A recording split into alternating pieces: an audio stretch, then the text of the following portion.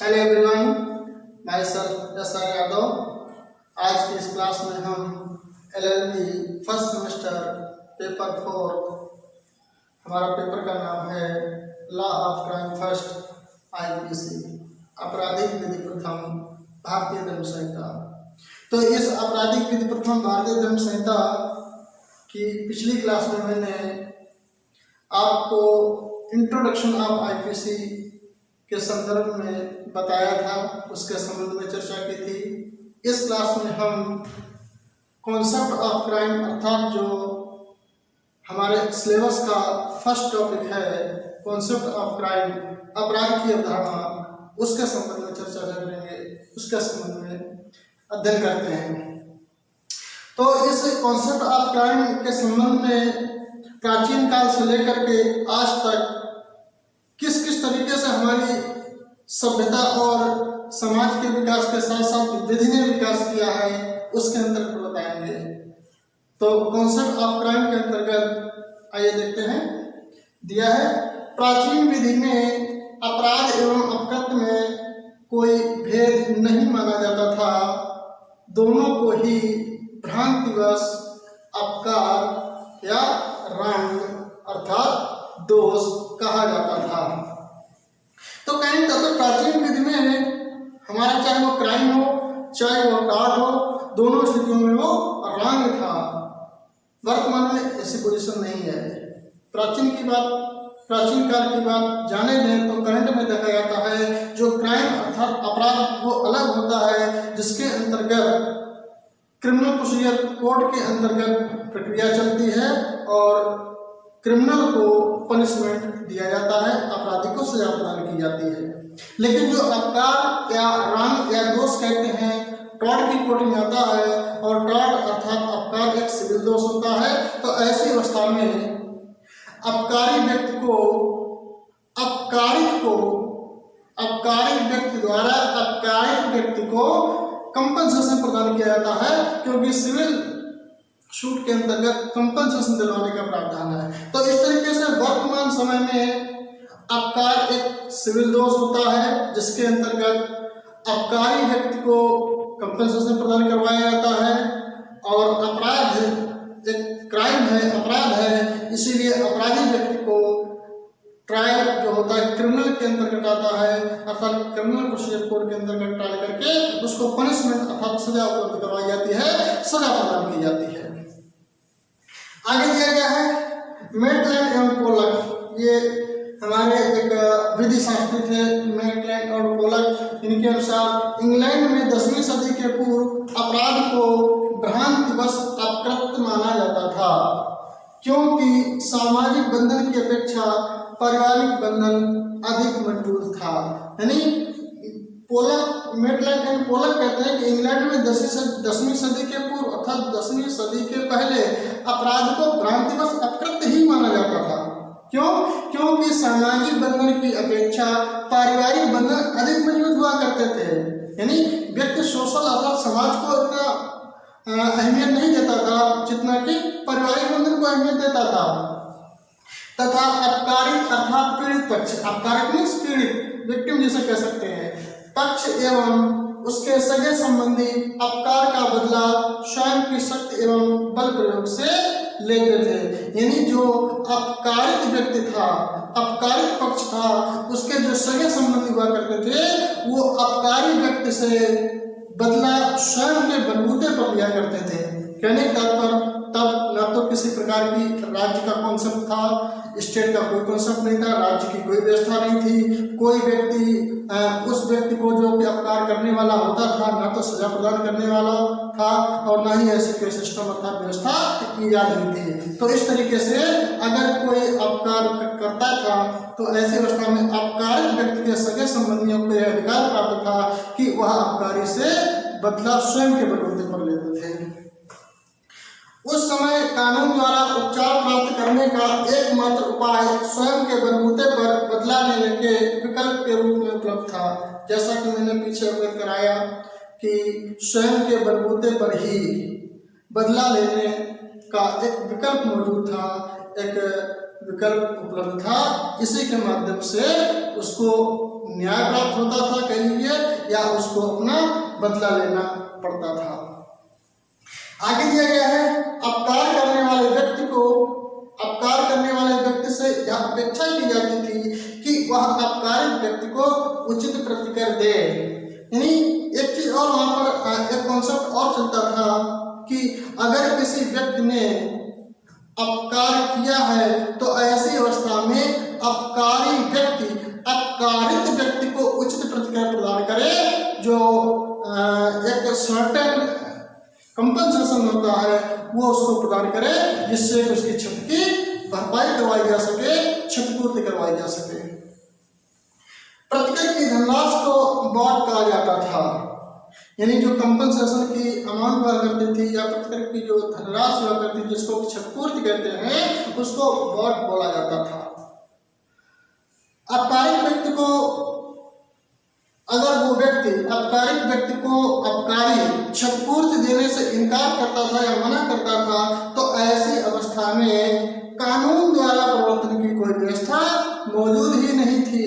अर्थात वहां पर किसी प्रकार के न तो न्यायालय हुआ करते थे, ना ही कोई कानून हुआ करता था, और ना ही इस प्रकार की कोई सिस्टम या व्यवस्था ईजाद थी।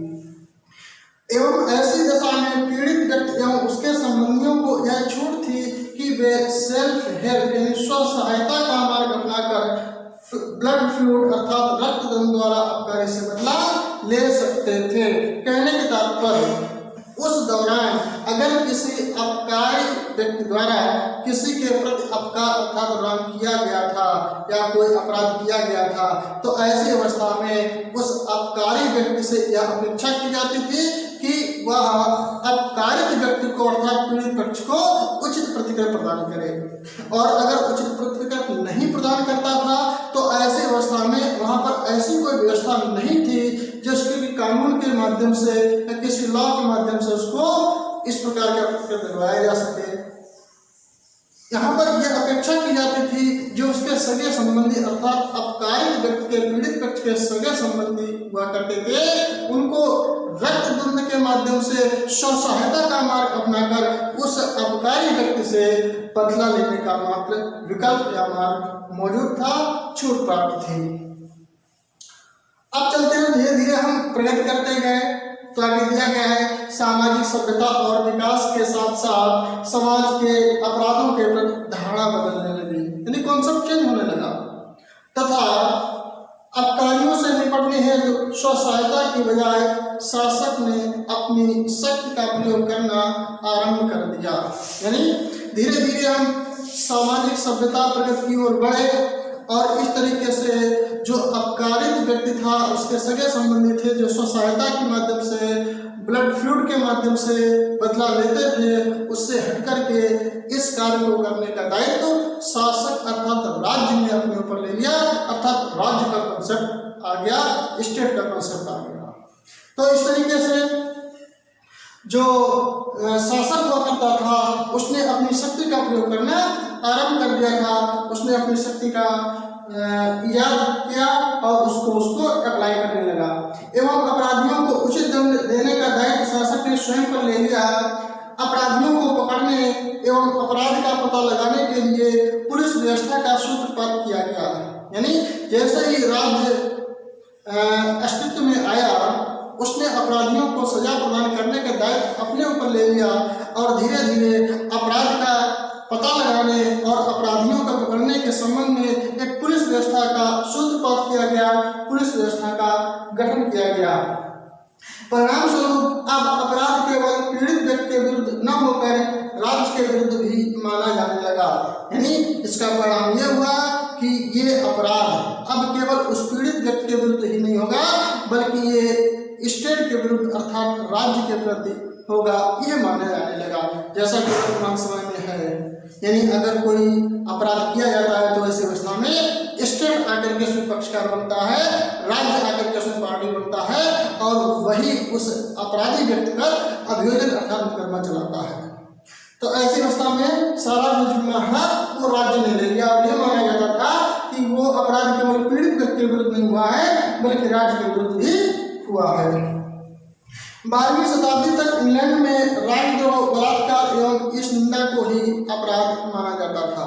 यानी जो हमारी 12वीं शताब्दी थी तब तक इंग्लैंड में ईश निंदा, राजद्रोह और बलात्कार इनको ही अपराध माना जाता था, हत्या को अपराध नहीं माना जाता था। धीरे धीरे हम प्रगति किए, आगे क्या हुआ, हत्या को अपराध नहीं माना जाता था। 15वीं शताब्दी तक इंग्लैंड में मेंसरिया की जानकारी नहीं थी। What is mens rea? मेंसरिया से तात्पर्य दुराशय, दोषपूर्ण आशय या बुरा आशय। जब तक किसी अपराध में व्यक्ति का, आगे एक सूत्र बताएंगे, फार्मूला बताएंगे, एक्टस नॉन फेसिट रियम निसी मेंसिट्रिया। एक और दूसरा फार्मूला है एक्टस मी इनवाइटो फैक्टर नॉन इस्ट एक्टस। हमारा जो कॉन्सेप्ट ऑफ क्राइम है, अपराध की अवधारणा है, इन दो लैटिन मैगजीन पर आधारित है। एक्टस नॉन फेसिट रियम निसी मेंसिट्रिया अर्थात कोई भी कृत्य तब तक अपराध नहीं माना जाएगा जब तक कि उसमें मेंसरिया इंक्लूड नहीं होगी, इन्वॉल्व नहीं होगी। यानी कृत्य के साथ साथ व्यक्ति का मनवी दोषी या अपराधी होना चाहिए। अगर केवल कृत्य किया गया है, मन दोषी अपराधी नहीं है, तो ऐसी अवस्था में मेंसरिया का अभाव माना जाता है और बिना मेंसरिया के कोई भी कृत्य केवल अपराध की कोर्ट में नहीं आता था।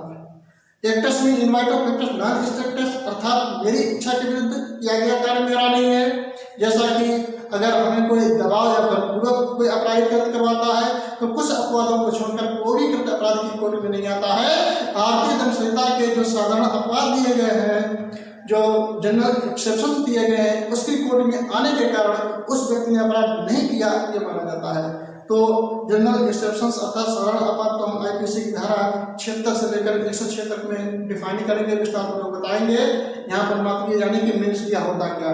मेंसरिया में दोषपूर्ण आशय, दुराशय या बुरा आशय।